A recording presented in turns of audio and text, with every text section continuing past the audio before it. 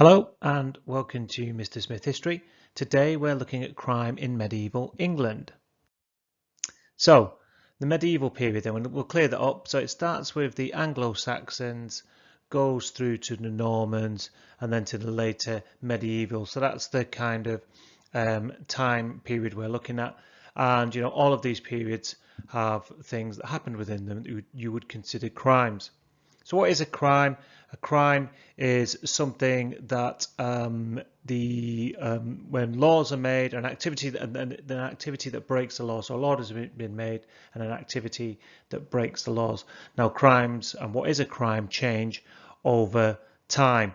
So we're going to have a look at the types of things that were defined as crimes during this period.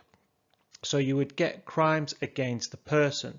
These would be murder, assault, public disorder offences, rape, the types of things that affect people.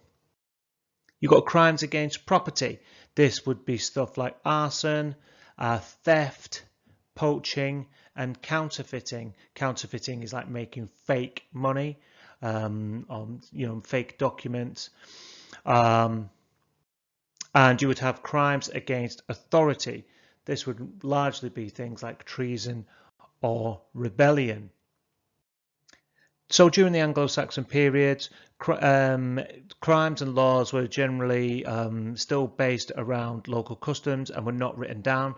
However, by the year 1000, Anglo-Saxon kings started issuing codes and writing down laws, which sort of demonstrated a more unified approach across the country, whereas before it would be quite sporadic depending on where you were. You might have different things might be considered a crime.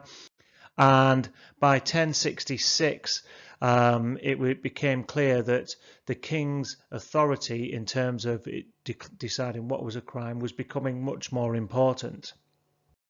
So of course we know from 1066 we get William the Conqueror, William I, become kings, and he doesn't take him long at all. Very quickly he starts establishing new laws, and as such starts creating new crimes, which we'll kind of look at in another video. And what this demonstrates is that now the power of it demonstrates the power of the monarch. The monarch is becoming much more powerful and has a much more important role in terms of what becomes a crime in England. And then this goes on further. You've got Henry II. He becomes king in 1154, and what he does, he starts writing laws down. Standard laws become written down, meaning that for the first time we now in England have a uniform legal system which was used by everyone across the country. So that's a quick little video there, just sort of looking at the different things that would constitute a crime in medieval England. In future videos we'll have a look and sort of compare what stays a crime, what changes, what no longer becomes a crime, and what new crimes are introduced. Thank you very much.